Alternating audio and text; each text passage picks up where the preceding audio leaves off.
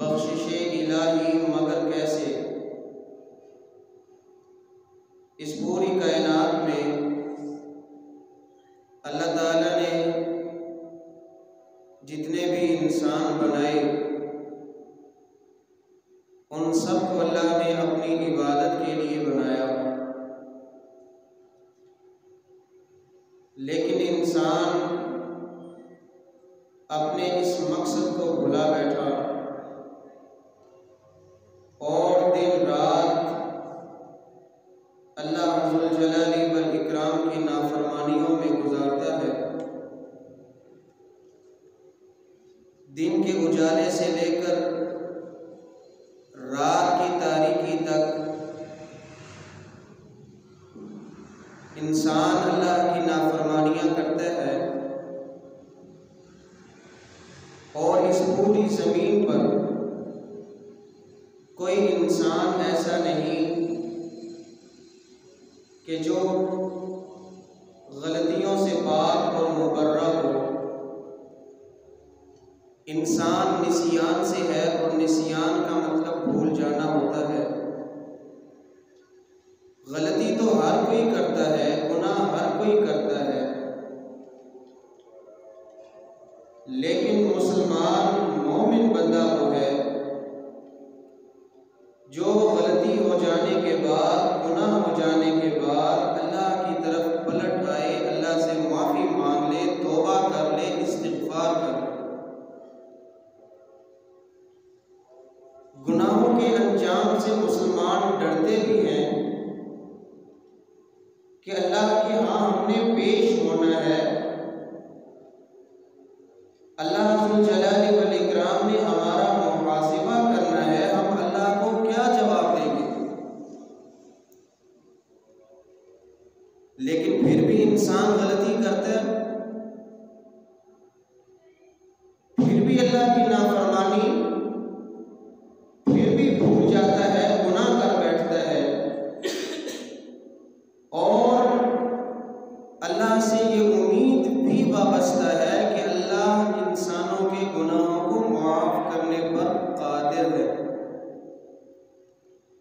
تو آئیے ایسے اسباب قرآن و سنت کی روشنی میں کہ اگر ہم ان اسباب کو اختیار کریں، ان کے مطابق زندگی گزاریں، تو اللہ ہمارے بھی گناہ معاف کرنے پر قادر ہے۔ اللہ احکم الحاکمین کو استغفار بہت پیارا لگتا ہے،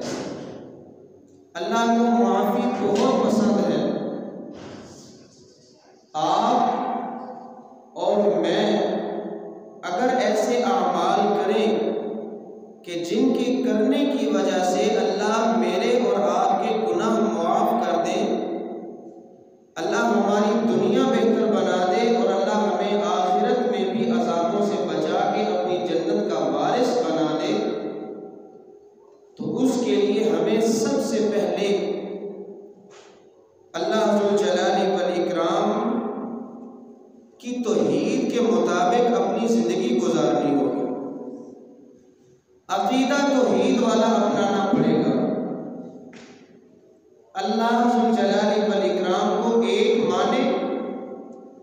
اللہ کے انبیاء نبیوں کی نبوت، رسولوں کی رسالت مانے، آسمانی کتابوں کو مانے،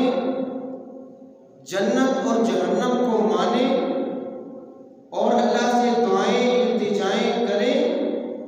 اور اگر انسان اسی عقیدے کے مطابق اپنی زندگی گزارتا ہے تو پھر اللہ ذوالجلال والاکرام کا وعدہ ہے، یا ابن آدم، اے آدم کی اولاد، لو بلغت ذنوبک عنان السماء، اگر تیرے گناہ اس قدر زیادہ ہوں کہ آسمانوں کے کناروں تک پہنچ جائیں، اور ان گناہوں میں ایک گناہ نہ ہو، تو نے میرے ساتھ شرک نہ کیا ہو، اے حضرت انسان، اے اولاد آدم، بنی آدم، تم مشرک نہ ہو، تو اللہ کا وعدہ ہے لَأَتَيْتُكَ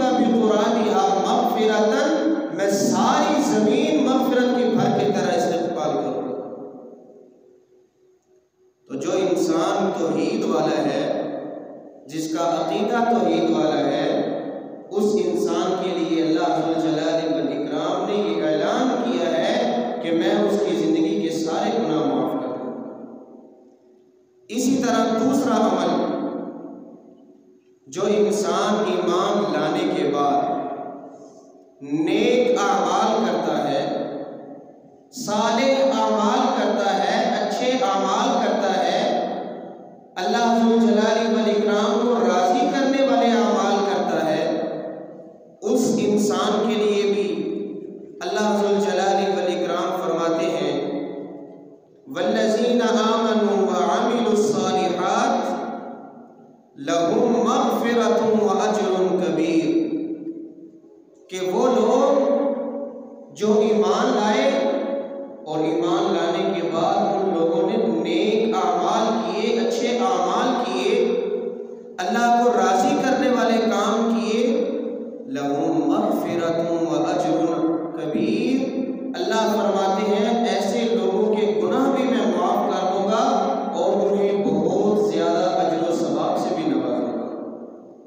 تو بخشش الہی کا دوسرا سبب نیک اعمال جو انسان کرتا ہے یا کوئی بھی مسلمان عورت کرتی ہے یا کوئی مرد کرتا ہے، تو اللہ ذوالجلال والاکرام کا وعدہ ہے اللہ ایسے لوگوں کی خطاؤں کو معاف بھی کرتے ہیں، گناہوں کو معاف بھی کرتے ہیں، توبہ کو قبول بھی کرتے ہیں، اور اللہ اجر عظیم اور اجر کبیر بھی عطا کرتے ہیں۔ تیسرا سبب، اگر ہم میں سے کوئی یہ چاہتا ہے کہ اللہ ہمارے گناہوں کو معاف کر دے، اس انسان کو چاہیے کہ اس کے دل کے اندر اللہ کا ڈر ہو۔ جس دل کے اندر اللہ کا خوف آ جائے، اللہ کا ڈر آ جائے، اللہ ذوالجلال والاکرام اس انسان کو بھی معاف کر دیتے ہیں۔ خالق کائنات فرماتے ہیں ان الذین یخشون ربهم بالغیب لہم مغفرۃ واجر کبیر، کہ وہ لوگ جو بن دیکھے اللہ کی ذات پر ایمان لائے اور اللہ سے ڈرتے رہے، ان کے دلوں کے اندر اللہ کا ڈر ہے، اللہ کا خوف اپنے سینوں میں رکھنے والے،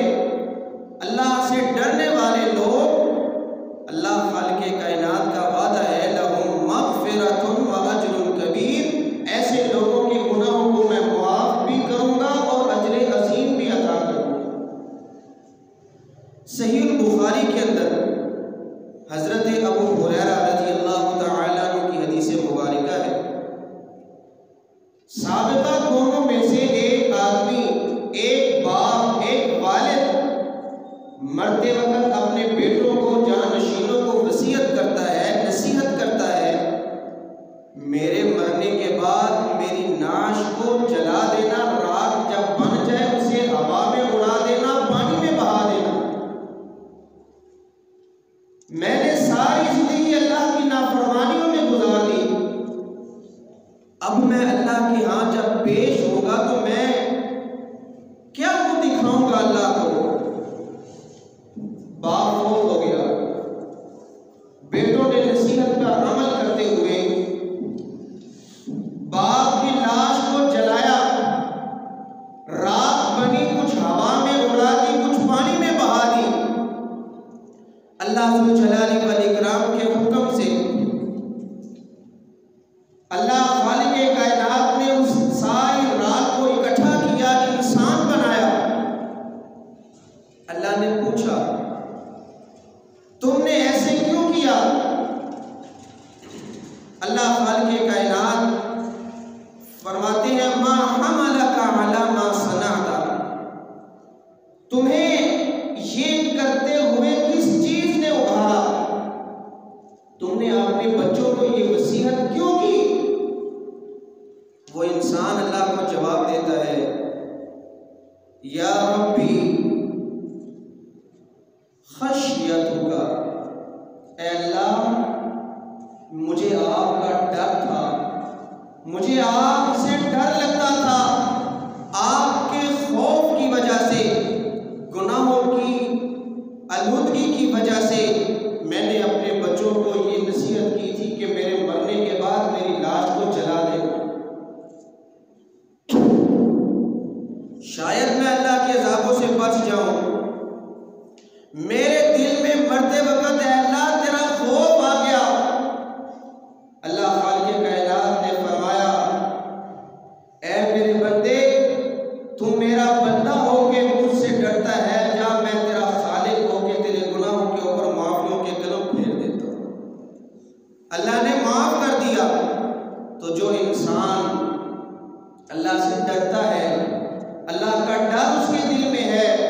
خوف خدا رکھنے والوں کو اللہ ذوالجلال والاکرام معاف کر دیتے ہیں۔ تیسرا سبب، جو انسان چاہتا ہے کہ اللہ اسے معاف کرے، پھر اس انسان کو چاہیے کہ وہ اللہ کے رسول کی اطاعت کرے، اللہ اور اس کے رسول کی اطاعت اور فرما برداری میں اپنی زندگی گزارے۔ اللہ ذوالجلال والاکرام فرماتے ہیں قُلْ إِن كُنتُمْ تُحِبُّونَ اللَّهَ فَاتَّبِعُونِي يُحْبِبُكُمُ اللَّهُ وَيَغْفِرْ لَكُمْ ذُنُوبَكُمْ۔ اللہ فرماتے ہیں اے میرے محبوب پیغمبر، ان سے کہہ دیں، کائنات کے لوگوں کو یہ اعلان سنا دیں کہ اگر تم چاہتے ہو کہ اللہ تم سے پیار کرے، تم سے محبت کرے، تو اس کے لیے کائنات کے لوگوں کو کیا کرنا ہوگا؟ فَاتَّبِعُونِی، میں محمد کریم صلی اللہ علیہ وآلہ وسلم کی اطاعت کرے،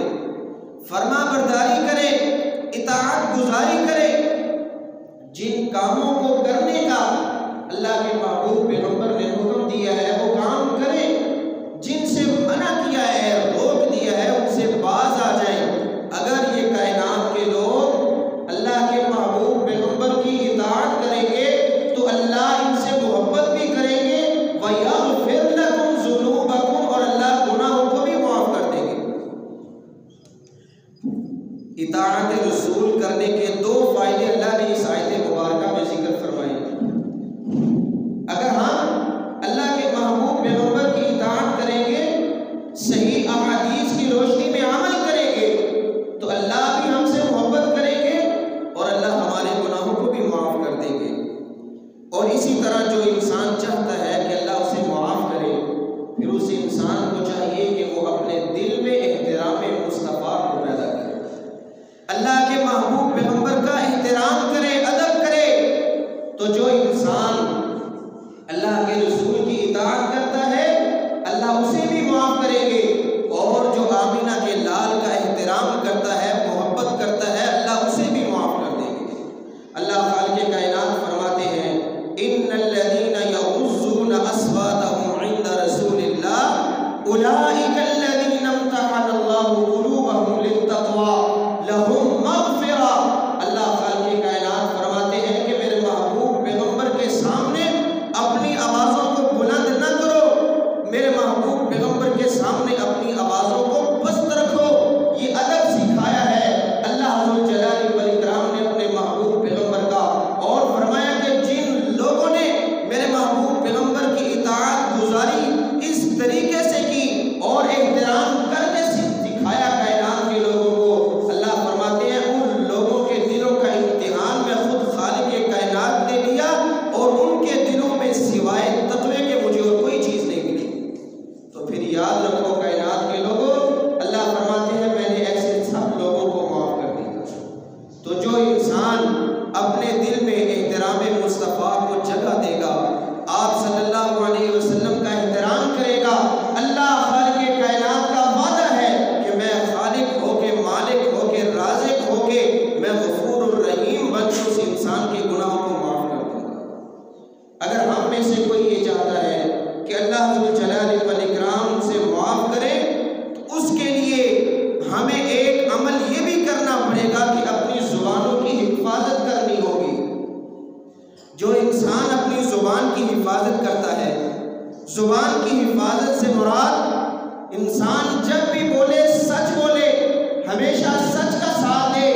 اور اپنی زبان سے ایسے الفاظ نکالے کہ جن الفاظوں کے ذریعے کائنات میں بسنے والی کسی مخلوق کی دل آزاری نہ ہوتی ہو،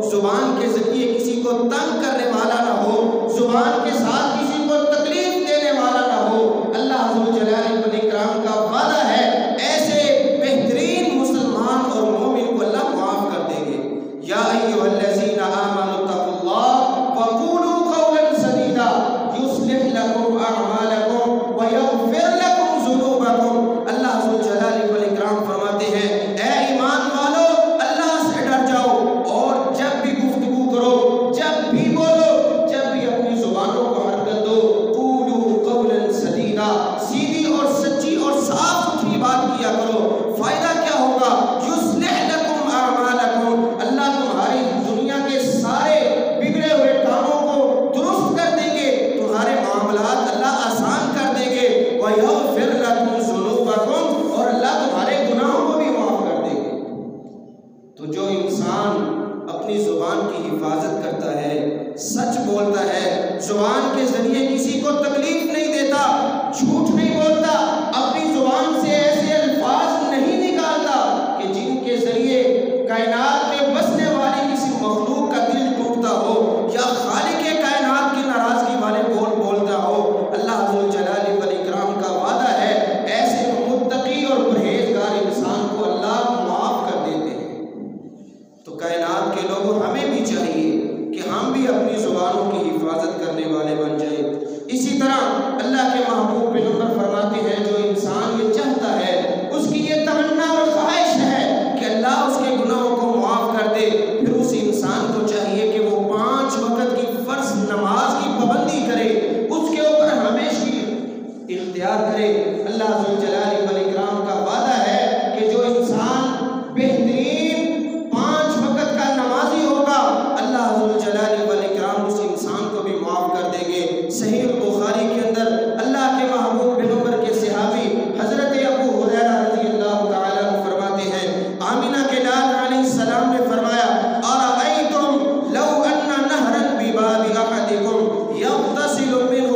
كُلَّ يَوْمٍ 5 مرات، اے میرے صحابہ ذرا بتاؤ، اگر تم میں سے کسی ایک کے گھر کے سامنے سے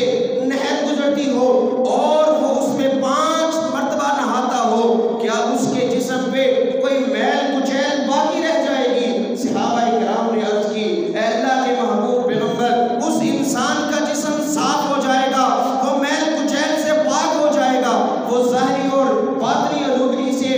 پاک ہو جائے گا، نجاست سے صاف ہو جائے گا۔ اللہ کے محبوب پیغمبر علیہ السلام فرماتے ہیں، فَذَلِكَ مِثْلَ الصَّلَوَاتِ الْخَمْسِ يَمْحُو اللَّهُ بِهِنَّ الْخَطَايَا، اے میرے صحابہ یہ مثال ہے اس نمازی کی جو انسان دن میں 5 وقت کی نماز ادا کرتا ہے، فجر کی نماز پڑھی، ظہر کی فکر پڑ جاتی ہے، ظہر پڑھتا ہے، عصر کی فکر لاحق ہو جاتی ہے، عصر پڑھ کے فارغ ہوا، مغرب اور عشاء کی فکر انسان کو لاحق ہو جاتی ہے۔ اس قدر پختہ نمازی اور اپنے اوپر پابندی کے ساتھ نمازوں کو ادا کرنے والا، سنت طریقے کے مطابق صف اول میں تکبیر تحریمہ کے ساتھ، بہترین وضو کے ساتھ 5 وقت کی نماز پڑھنے والے نمازی کے بارے میں اللہ ذوالجلال والاکرام فرماتے ہیں کہ جس طرح یہ انسان دن میں 5 مرتبہ نہاتے وقت اس کے جسم سے میل کچیل ختم ہو جاتی ہے، دن میں 5 نمازیں ادا کرنے والا انسان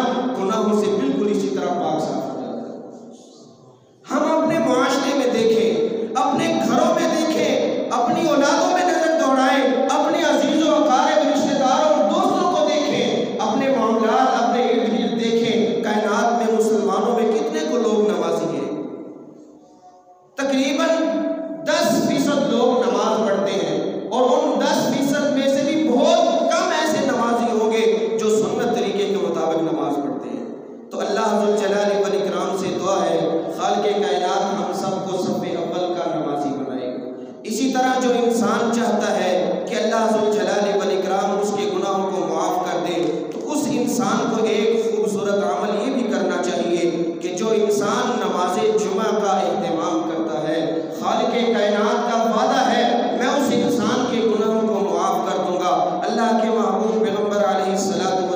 کی حدیث مبارکہ صحیح مسلم کے اندر موجود ہے۔ حضرت ابو ہریرہ رضی اللہ تعالیٰ عنہ فرماتے ہیں، آمینہ کے لال نے فرمایا، من اغتسل ثم اتى الجمعة فصلى ما قدر له ثم انصت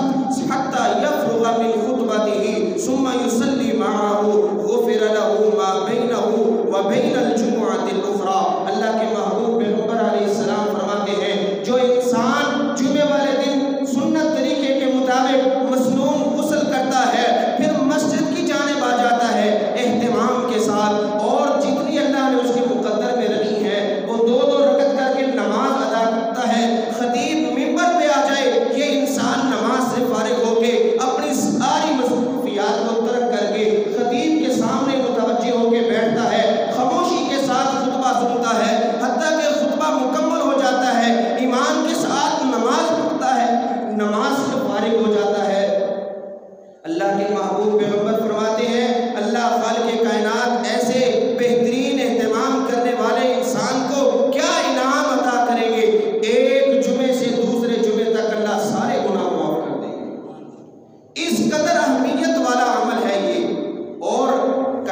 ہمیں کتنے لوگ اس خوبصورت عمل سے سستی کرتے ہوئے نظر آتے ہیں۔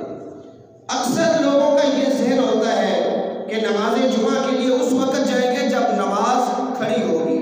تو ایسے لوگوں کو جمعے کا ثواب نہیں ملتا، وہ صرف ظہر کی نماز کا ثواب لے کر واپس پلٹتے ہیں۔ اگر جمعے کا ثواب مکمل چاہتے ہیں تو خطیب کے خطبہ شروع کرنے سے پہلے مسجد کی رونق بڑھے اور خاموشی کے ساتھ خطبہ سنے اور کچھ حاصل کرے، پھر اس کے اوپر عمل کرے، اور قرآن و سنت کی روشنی کے مطابق جو انسان عمل کرتا ہے، اللہ ذوالجلال والاکرام کا وعدہ ہے، اللہ ایسے لوگوں کو معاف کر دیتے ہیں۔ خالق کائنات سے دعا ہے رب العالمین ہم سب کو یہ خوبصورت اسباب اختیار کرنے کی توفیق نصیب فرمائے اور ایسے عمل کرنے کی اللہ سعادت کی توفیق نصیب فرمائے کہ جن کے کرنے کی بدولت اللہ ہم سب کے صغیرہ کبیرہ گناہوں کو معاف کر دے، اور اللہ دنیا بھی